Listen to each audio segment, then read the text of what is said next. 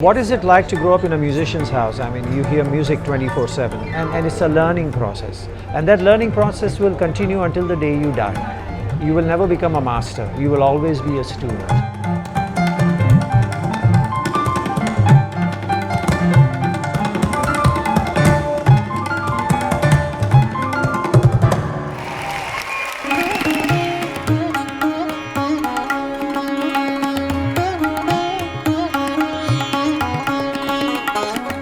I have to thank my lucky stars that I didn't have to be sat down and it didn't have to be forced on me, simply because it was there all the time for us to hear, to sample and to absorb the information.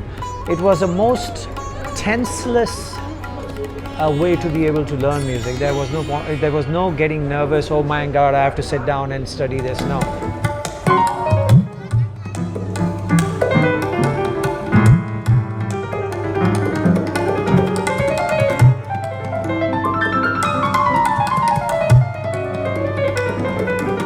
From early morning, 3 o'clock, we would talk about music, and then I'd go to the madrasa.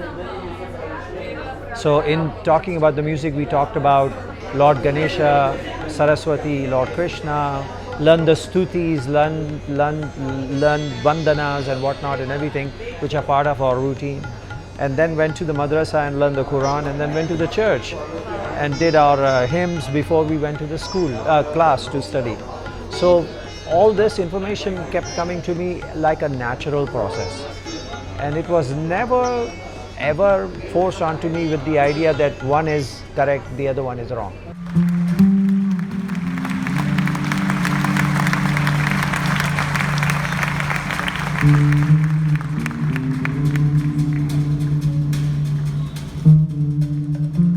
My father was very calm and cool about it. There was no cane, there was no any kind of pain or anything. It was made to be a normal process.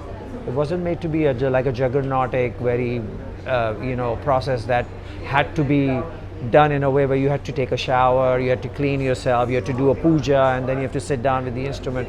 No. It was just part of your daily routine.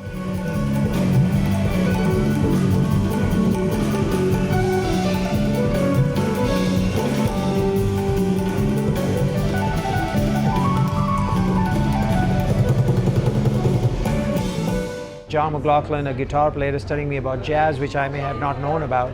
I'm learning, and that means that's another language that is available to me now to be able to talk my story in, so that another jazz musician can hear me talk in their language and understand where I come from.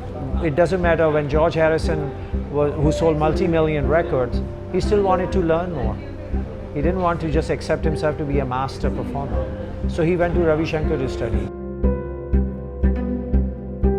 I think all these great musicians, Grateful Dead, I mean Jimi Hendrix, they all learned even though they had become the great musicians of the time.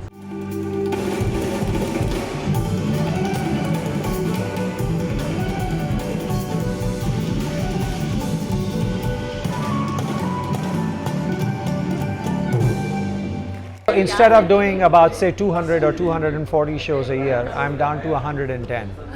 That's kind of a semi-retirement. I'm spending a little more time at home, documenting, trying to piece it all together for the next generation as to what's available, what's not, and so on. So that's what I call semi-retirement. But then I'll get to semi-retirement, and then really like the Sri Sris, so semis will continue.